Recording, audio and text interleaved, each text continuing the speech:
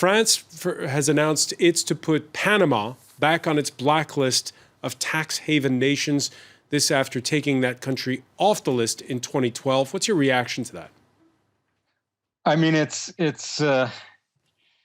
interesting because, as you say, Panama has been sort of in and out of this blacklist a couple of times. Hopefully, this will promote more reform within Panama and globally to sort of force more transparency in these global secrecy hotspots. There was a campaign promise by the French president, François Hollande, in 2012, saying, "I will forbid French banks from exercising in tax havens." That hasn't happened. One newspaper reporting that Soc Gen's big rival BNP has something like 20 affiliates in the Cayman Islands. Can the French government do that? Could they be able to ban their banks from operating in tax havens? Well, I think it would be very hard to do. I mean, what we see in the data from the Mossack Fonseca files is that there's sort of this hot potato that happens, the expression in the United States. You know, the banks try to distance themselves from the creation of these companies by offloading some of the responsibility onto lawyers. And then the lawyers say, oh, no, it's the banks that have to do the due diligence.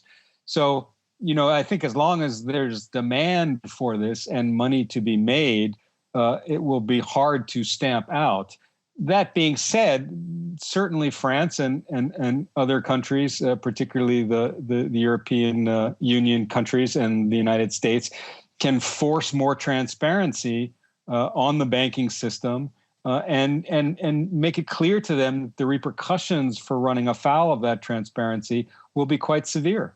Société Générale reacting in a statement this Tuesday saying Le Monde ran with misleading information. It's put out a press release saying that it's conducting its private banking activities only in those jurisdictions that have adopted the norm for the automatic exchange of information developed by the OECD, known as the Common Reporting Standard. The Société Générale, is it beyond reproach, even if in the past it set up some 979 offshore companies? I mean, I think only time will tell, right? I mean, it's interesting that Panama has not agreed to join with the Common Reporting Standards. And so I think that for a bank like Soc Gen, they need to sort of look and see if they really want to do business with countries that do not accept these standards, and that will be the way to force countries like Panama to get on board.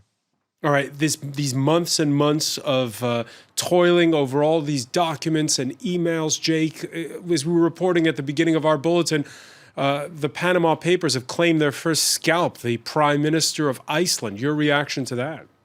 No, this is news to me. Do tell. What happened? According to his party, after the president rejected his call for a snap election, he has announced his resignation. Wow, that's amazing. I mean, I think that there's going to be repercussions in lots of different countries.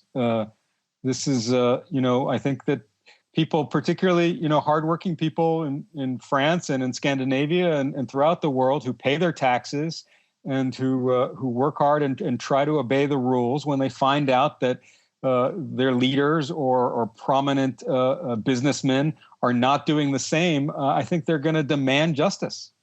But I have to put the same question that I put to one of your colleagues at the ICIJ in the France 24 debate Monday. We saw Swiss leaks. We saw Lux leaks. What's happening each time one of these big exposés takes place?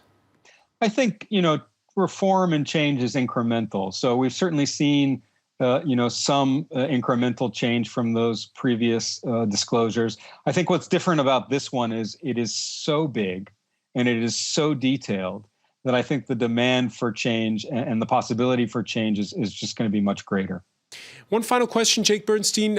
We've seen where you are in the United States this year, you mentioned there the gap between those who pay and don't pay their taxes.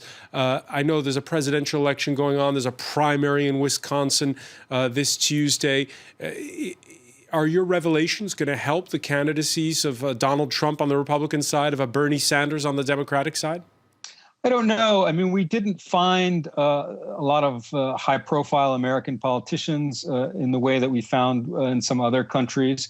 So it's not clear how this will factor into the presidential debate. I expect it will. It might not actually happen until the primary season is over.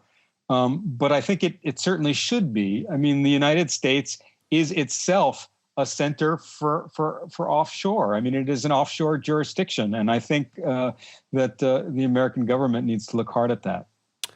Offshore jurisdiction, you mean states like Nevada and Delaware? Exactly. I mean, you can if you're a foreigner, if you do not make your money in the United States, you can create these anonymous companies in Nevada and in Delaware and in Wyoming, and it's you get almost complete anonymity. And in fact, Mossack Fonseca was selling that to its clients and trying to encourage them to create these companies in Nevada. And Ramon Fonseca has said publicly in television interviews that he really believes that a lot of what's sort of promoting or prompting this leak and all this criticism of Panama is that the United States wants a competitive advantage for its own secrecy zones.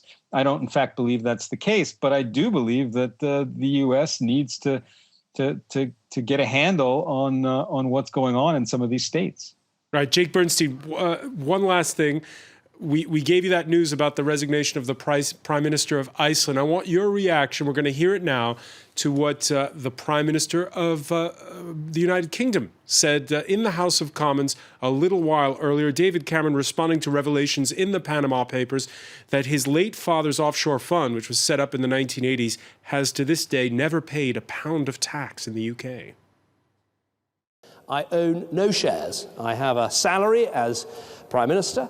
And I have some savings, which I get some interest from, and I have a house which we used to live in, which we now let out while we're living in Downing Street. And that's all I have. I have no shares, no offshore trusts, no offshore funds, nothing like that.